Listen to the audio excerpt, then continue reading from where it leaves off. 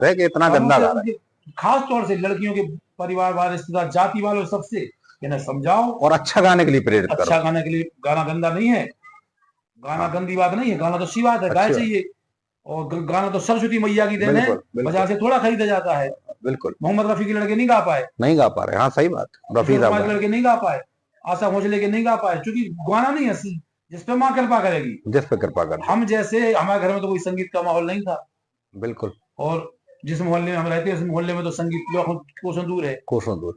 और उसके बाद भी मैया ने अब किसका चुनाव कहा, लाखों में कोई एक सुहागन सदा सुहागन रहती है। फिर ललितपुर में आए हम, गाना सीखा, दोस्तों ने कहा सीखो सीखो भाई।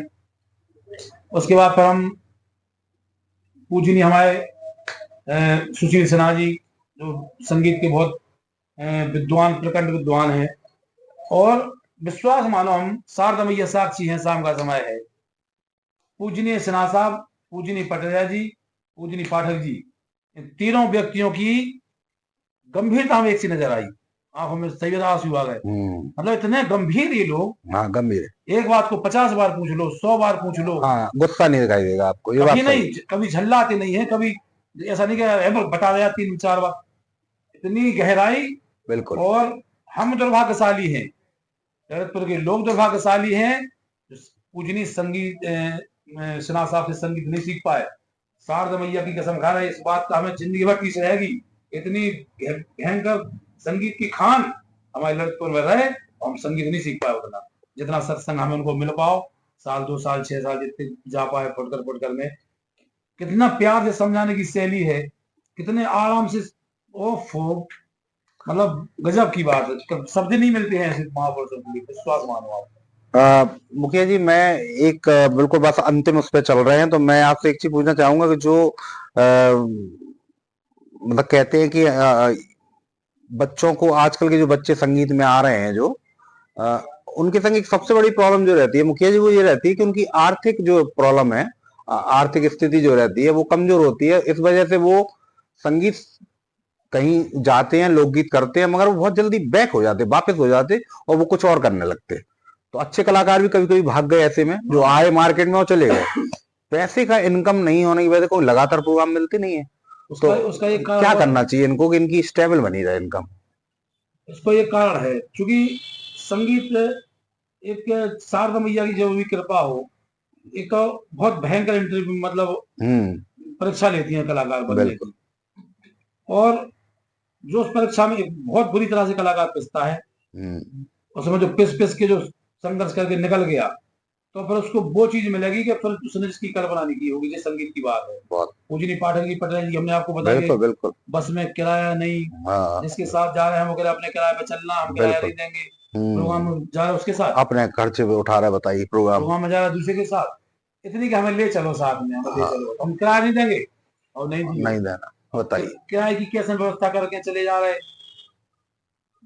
खाना पीना जो उधर मिलेगा उसको वही बहुत है, जैसे गए और पूरी सेवा कर रहे, गाड़ी में सामान धर, उस बस तो समय, हाँ सही बात है। 4 व्हीलर थे नहीं, तो भैया बस पे सामान धरवा रहे हैं, मंच पे धरवा दो। 8 किलोमीटर निकल जा रहे हैं, 13 किलोमीटर साइकिल चला जा रहे हैं, गावे की शौक में। पैसा मिलना तो दूर की बात है, जो तो कहे भैया हम पने करा से दिलवा चलो हमें। उस सही समय, बात है, बहुत संघर्ष किया, सही बात है। उस संघर्ष में पिस पिस के आज निकले, देख लो कुछ है। आज पहुंच रहे हैं वो लोग, सही बात है। बुंदेलखंड में वाकई लोकगीत में यदि कोई भगवान है तो ये लोग तीन, दो लोग बहुत। एक पाठक जी, हमारे एक पटेल जी स्वर्गीय, बहुत बड़ी। और ये लड़कियां जो इंटरव्यू के द्वारा हम कहना चाहते हैं, जो लड़कियां आज गंदा गा के हाँ और छिछोरों की तालियों में, दारू बिल्कुल, खोलों की तालियों में बहक रही हैं, ये गलत कर रही। कभी कोई मुकाम नहीं मिलेगा।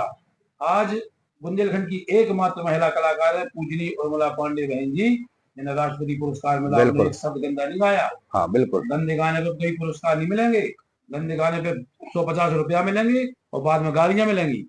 तो ये मतलब जो रहता है कि जो अब जैसे नए कलाकार जो आ रहे हैं, तो उनके संग सबसे बड़ी प्रॉब्लम ये है कि जब वो आ रहे हैं तो उनके संग आर्थिक स्थिति भी उनकी खराब आ रही। अब वो गा रहे हैं, उनके पास पैसा नहीं है। तो ऐसी ऐसी स्थिति में उनको हम ऐसा क्या जरिया बताएं, उन्हें क्या करना चाहिए, या कोर्स वगैरह कुछ करें, वो प्रयाग संगीत समिति से कर लें कोर्स, इलाहाबाद वाला। तो ऐसा कोई कोर्स कर लें जिससे उनको कम से कम यहाँ के प्राइवेट स्कूलों में मिल जाए। देखो, उनका एक है कि बिना ज्ञान के तो वो आगे बढ़ेंगे नहीं नहीं। बढ़ पाएंगे। और जब तक ज्ञान अर्जित नहीं होगा तुम्हें कोई पैसा देगा नहीं कमेटी वाला। बिल्कुल पहले ज्ञान अर्जित करके कुछ बताना पड़ेगा। दूसरी बात के घर के निजी खर्च के लिए हर आदमी कुछ ना कुछ करता है, करना भी चाहिए। करना भी चाहिए। जैसे संगीत पूरी जिंदगी नहीं मांगता है, हमें दिन में 2 घंटे दे दो। बहुत बढ़िया। 2 घंटे दे दो, संगीत इतना ही मांगता है कि हमें दिन में, दोपहर में, उसका टाइम भी नहीं है। हाँ भाई तुम जो भी काम करते हो, धंधा मजदूरी, उसके बाद अगर सीखना है तो बाजार के या फ्री थलवाई के समय बंद करके उतना समय सीख लो। सीखना पड़ेगा। बिल्कुल। चाहे गुरुजी के द्वारा जाओ, चाहे संगीत विद्यालय के द्वारा जाओ। बिल्कुल। जब तुम सीखोगे तो फिर कुछ आएगा। हाँ, और एक डिप्लोमा कोर्सेज भी हो जाते तो उससे ये है कि नौकरियों के लिए भी ये लोग, जब इस बर्तन में कुछ भरेगा तो कुछ बाहर भी निकलेगा। बाहर भी निकलेगा, जायज निकलेगा। बिल्कुल। तो जब कुछ सीखना तो पड़ेगा, कुछ सीखना पड़ेगा, और जीव का चलाने के लिए कुछ ना कुछ धंधा करना पड़ेगा। गारंटी है कि फिर ज्ञान और तपस्या, हमें बताया था कि हमें बिल्कुल गुरुजी कहते हैं कि एक पल भी बेकार नहीं जाता है तपस्या का, वो मिलेगा तपस्या का फल। तो हम तो लाखों बार आभारी हैं। हाँ। और पूजनी पटेरिया जी के, उर्मिला बहन जी, हम जिंदगी में 4 लोगों की ज्यादा हमने सुना। बहुत। पूजनी पाठक जी, राकेश तिवारी, हाँ, पूजनी पटेरिया जी, उर्मिला पांडे। बहुत बढ़िया। इन 4 को हमने बहुत सुना, बहुत इनसे सीखा, इनके गाने में सीखा, क्योंकि सब इन 4 लोगों का लहजा अलग है। हाँ बिल्कुल, जी का अलग है, राकेश तिवारी की पैटर्न अलग है, पटेरिया जी का अलग है, पाठक जी का अलग है। हमने 4 लोगों का मिश्रण किया, बहुत बढ़िया। और 4 लोगों का सुन के मिश्रण करके, और हमारी जो वैरायटी बनी वो हमारी नकल पूरी कर पाऊंगा। हाँ, वो 4 लोगों का मिक्स है ना। थोड़ा इनसे भी लाए, थोड़ा इनसे भी लाए, थोड़ा इनसे भी लाए, हमने कोई कॉपी नहीं करी। तो 4 जगह से जोड़ के हमारी एक अलग वैरायटी बन गई। बिल्कुल। तो आज का जो मुखिया जी का, आपने रामकिशोर जी का इंटरव्यू सुना, और मुझे लगता है कि इस पूरे इंटरव्यू में भी देखा जाए तो एक खेद जो हमारे लोकगीत गायक, मर्यादित लोकगीत गायक श्री रामकिशोर मुखिया जी के संग रहा है, उनको इस बात का खेद सबसे ज्यादा है कि बुंदेलखंड में जो हमारी जमी जमाई संपन्नता है लोकगीतों की, और जो यहाँ पर लोकगीतों की विधा